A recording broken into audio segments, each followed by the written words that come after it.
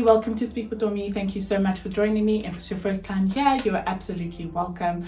Once again, this is a place and platform where we speak about everything that's got to do with life. So the book that I will be reviewing today is The Rules of Love, and this is by, if I'm not mistaken, it is by Richard Templar. So I'll get into that a bit later, but I just want to mention that one of the reasons that I loved this book is because if we read in the scripture, it's in 1 Corinthians 13 verse 13. It says, "And now these three remain: faith, hope, and love, but the greatest of these is love." So even in my faith and in our in my daily Christian walk, I am always reminded that you need to be showing love. Like to love is one of the greatest commandments that are out there.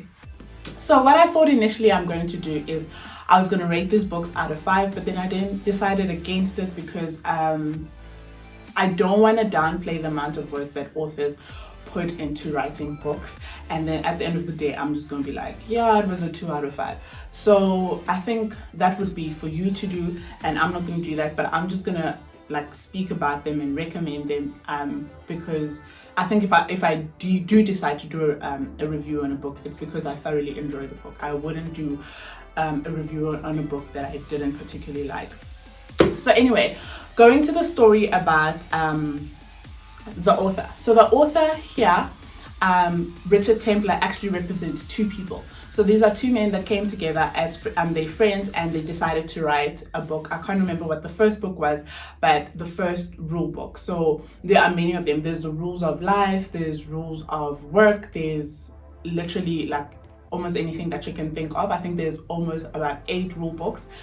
And they wrote the first 2 together. So the one decided, okay, let's use the name Richard. The other one came up with the name Templar.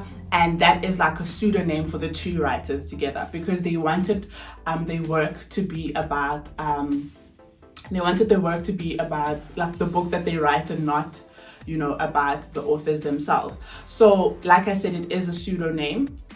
And then in 2006, one of the authors passed away, and the one who's remaining continued to write books and use the name Richard Templar. I picked out 6 of the lessons here that I thoroughly loved and enjoyed. And the reason that I did this is because this book is divided up into 6 parts.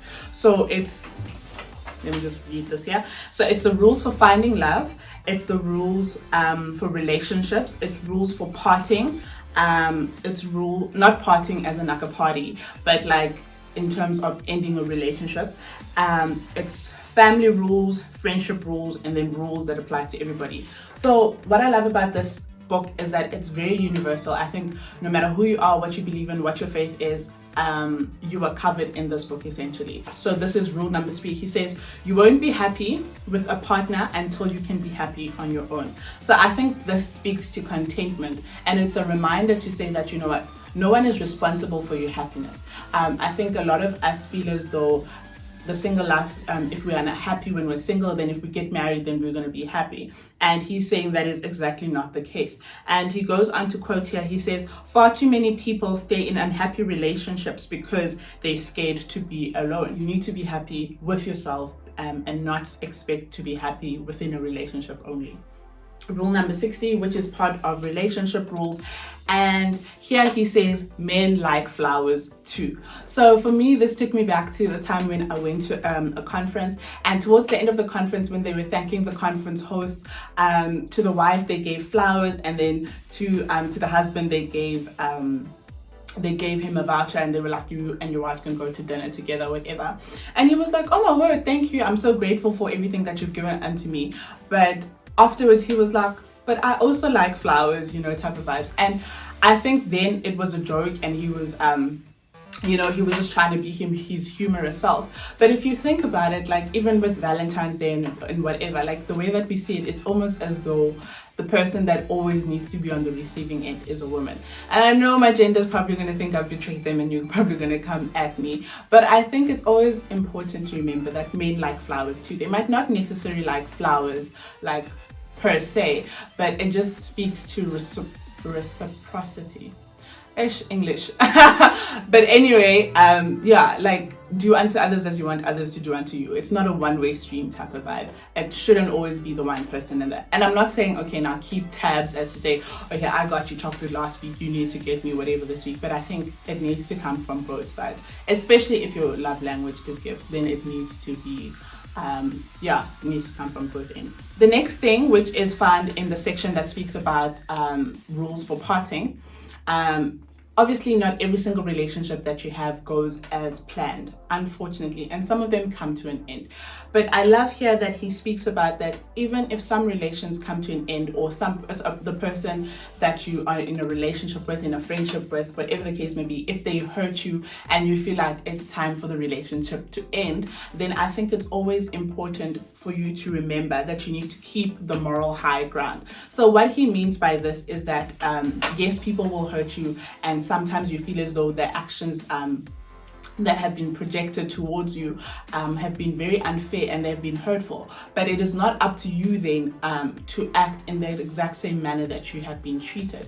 So yeah, a better way of saying, I think an easier way of understanding what he's trying to say is that you need to be the bigger person. You need to hold yourself to a higher moral ground, and you need to stick to that. So just because they treated you maybe in a manner that was below the belt doesn't mean you need to stoop to that level.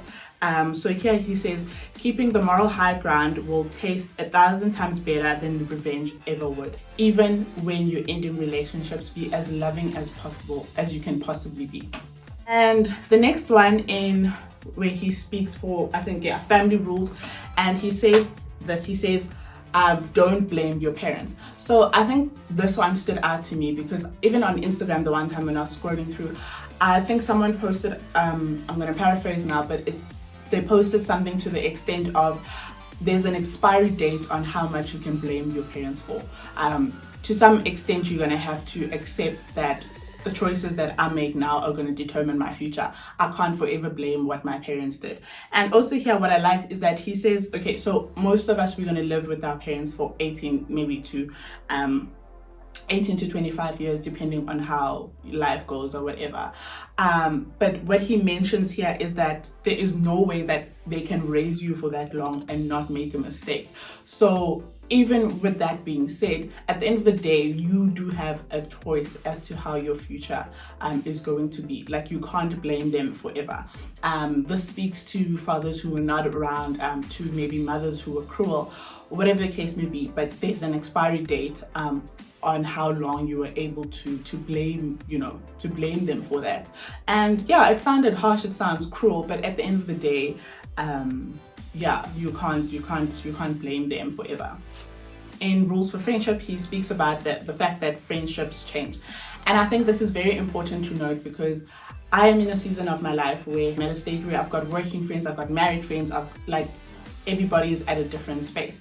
But I think you need to acknowledge that relationships and friendships are going to change over time. Some of them you might lose along the way, unfortunately, but I think if it is up to you, you cannot hold it against somebody, the fact that their life changed and therefore that their relationship changed. I think you need to move with them in season, and that comes with a lot of maturity.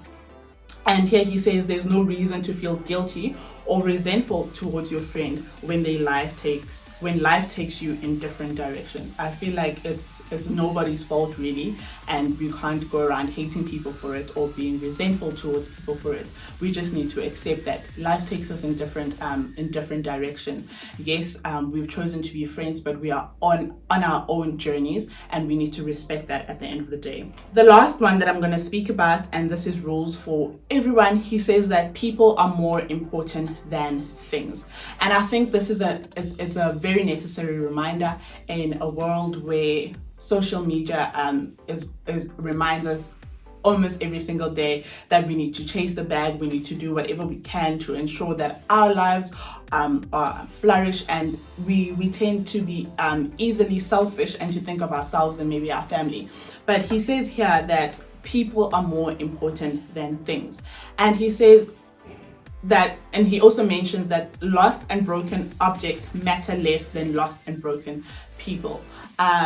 People really do matter, and people are really important. And I think it's always important for us to remember that how we treat people is important, how we how we interact with them is very important, and we need to do it from, you know, a place of love, regardless of how they treat us, regardless of whether we feel like they deserve it or not, because it says more about us in that situation than it does about them. But people really do matter, and we need to treat them with love. So yeah, that's the book that I have reviewed today. A reminder again, it is The Rules of Love by Richard Templar. I got mine at the exclusive books at the airport. It was 146 Rand. I think the price may have gone up or down depending on where you get it from. But yeah, it is available where you get books. So that's your Take-A-Lot, your, you know, all of those places. Just go have a look around. And yeah, and I think if you're not in a space where you're going to be able to read this book, I think you can take those 6 lessons that I shared with you and maybe apply them to your life. Thank you once again for watching this video. Till the next video, love you lots and stay blessed.